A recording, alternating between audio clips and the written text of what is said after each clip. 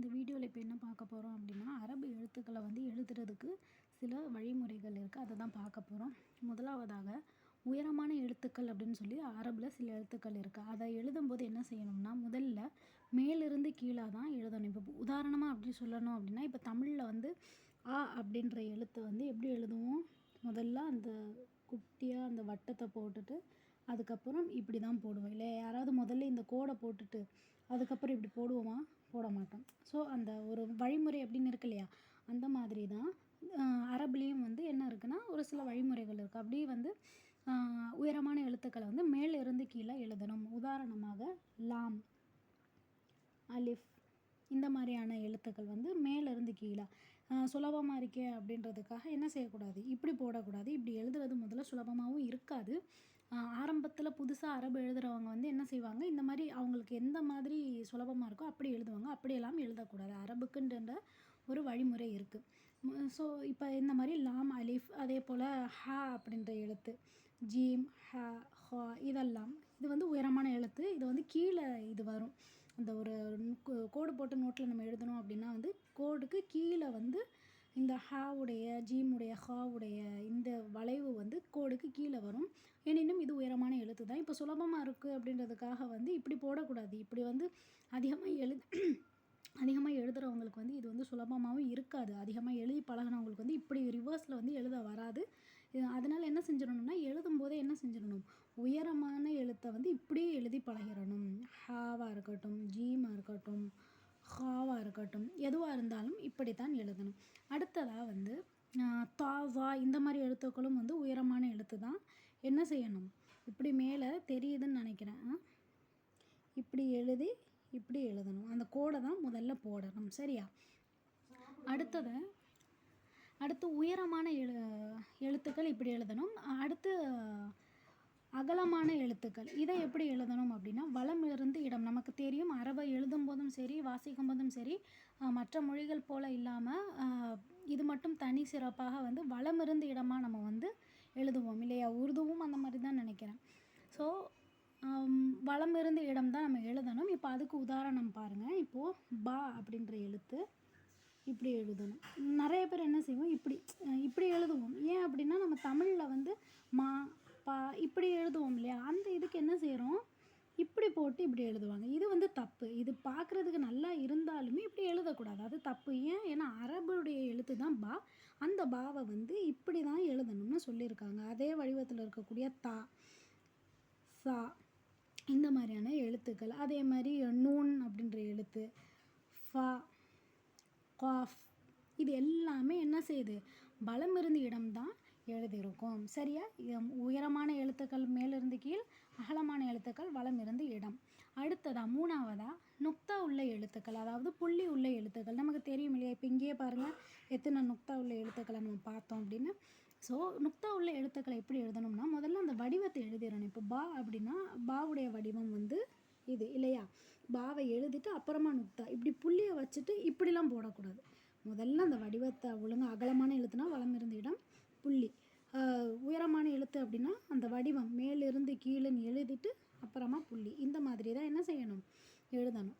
இதுக்குன்னு ஒரு வழிமுறை இருக்குது. ஸோ நுக்தா உள்ள எழுத்தை என்ன செய்யணும், வடிவத்தை எழுதி பிறகு நுக்தா இடணும். அது ஒரு நுக்தாவாக இருந்தாலும் சரி, 2 நுக்தாவாக இருந்தாலும் சரி. ஓகேவா? நெக்ஸ்ட்டு என்ன பார்க்க போகிறோம் அப்படின்னா, பிற எழுத்துக்களுடன் இணைந்து வராத தனித்து வரக்கூடிய எழுத்துக்கள் சில இருக்குது.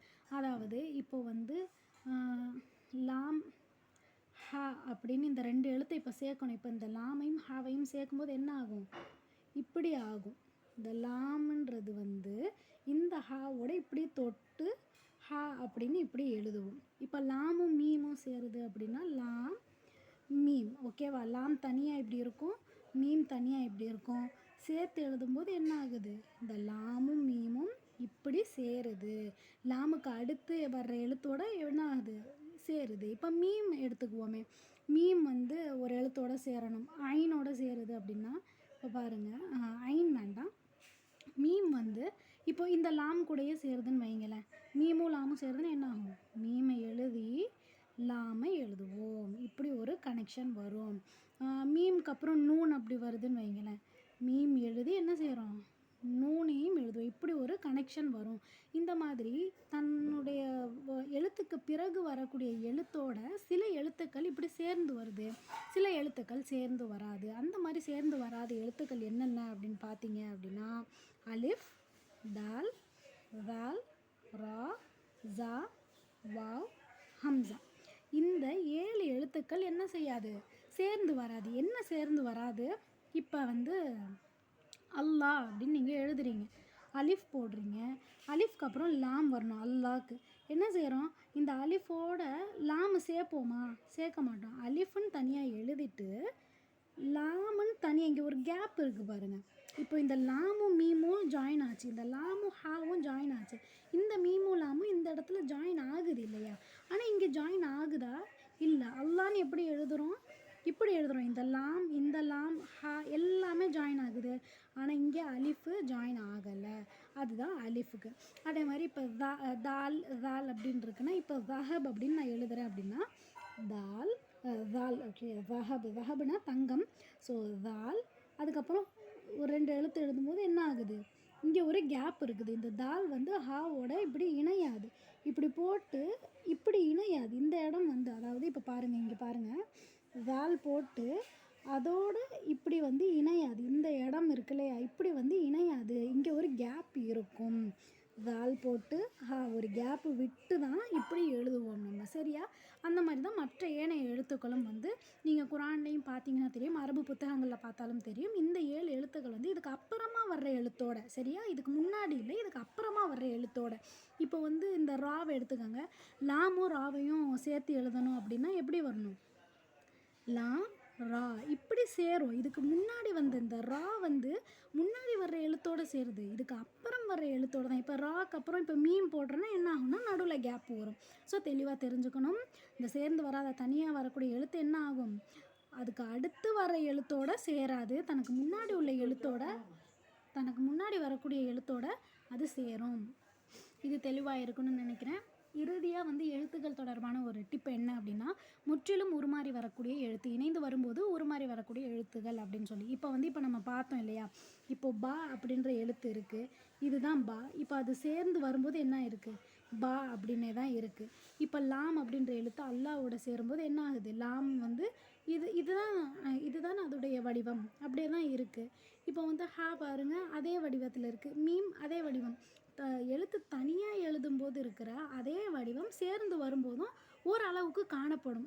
அந்த கொஞ்சம் கொஞ்சம் மாற்றம் இருந்தாலும் வந்து ஓரளவுக்கு வந்து என்ன செய்யும், இது இந்த எழுத்து தான் அப்படின்னு சொல்கிற மாதிரி இருக்கும். ஆனால் 2 எழுத்து இருக்குது, அந்த எழுத்து என்ன ஆகும்னா மற்ற எழுத்துக்களோட சேர்ந்து எழுதும்போது என்ன செய்யும், முற்றிலுமாக வந்து அந்த தனித்து வரக்கூடிய எழுத்து போலவே காட்சி அளிக்காது. என்ன அந்த 2 எழுத்து அப்படின்னா, இப்போ உதாரணம் சொல்லும்போது நமக்கு தெரிஞ்சிடும். ஐன் மற்றும் ஐன், இந்த 2 எழுத்து இருக்குது பாருங்களேன், இது தனியாக வரும்போது இப்படி எழுதுறோம். ஐனுன்னு எழுத சொன்னால் இப்படி தான் நம்ம எழுதுவோம். ஆனால் அதுவே மற்றொரு எழுத்தோடு இப்போ நம்ம சேர்த்து எழுதுகிறோம், மீம் கூட சேர்த்து எழுதுகிறோம் அப்படின்னா என்ன ஆகும் தெரியுமா, மீம் போட்டுட்டு ஐன், இது பார்க்க ஐன் மாதிரி இருக்கா, இந்த மாதிரி ஒரு சிம்பிள் வந்து இருக்குதா, இந்த இது இருக்குது, இது ஹாக்கும் தான் இருக்குது. அதனால் இது வந்து ஹாவா இல்லை ஐனானே நமக்கு கண்டுபிடிக்க முடியாது இல்லையா? ஸோ முற்றிலுமாக வந்து ஐனுன்னு சொல்கிறதுக்கு எந்த ஒரு அடையாளமும் இல்லாத மாதிரி முற்றிலுமாக வந்து இது மாறி இருக்குது. அதே மாதிரி தான் இப்போது லாம் கூட ஐனை ஆட் பண்ணுறோன்னா என்ன ஆகும், இப்படி இருக்கும். இந்த ஒரு ஷேப் வந்து நம்ம ஐனுக்கும் வந்து தனியாக எழுதும்போது இருக்காது, ஆனால் சேர்ந்து வரும்போது இருக்கும். இப்போ இதுக்கு அடுத்து முன்னாடி பின்னாடி 2 எழுத்து எழுதுகிறோம் அப்படின்னு பார்த்தீங்கன்னா, இப்போ பாருங்கள், மீம் போடுறேன், ஐன் போடுறேன், ஹா போடுறேன், சரிங்களா? இந்த எழுத்து ஐன் அப்படின்னு சொன்னால் நம்ப முடியுதா? கிடையாது.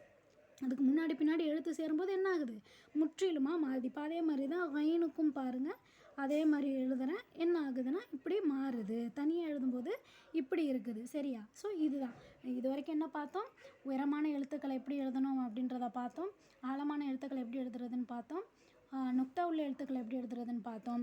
தனியாக தனக்கு பிறகு வரக்கூடிய எழுத்தோடு சேர்ந்து வராமல் தனியாக வரக்கூடிய எழுத்துக்கள் என்னென்னு பார்த்தோம். இறுதியாக எழுத்துக்களுடன் இணையும் போது முற்றிலும் உருமாறி வரக்கூடிய எழுத்துக்கள் என்னென்னு பார்த்தோம்.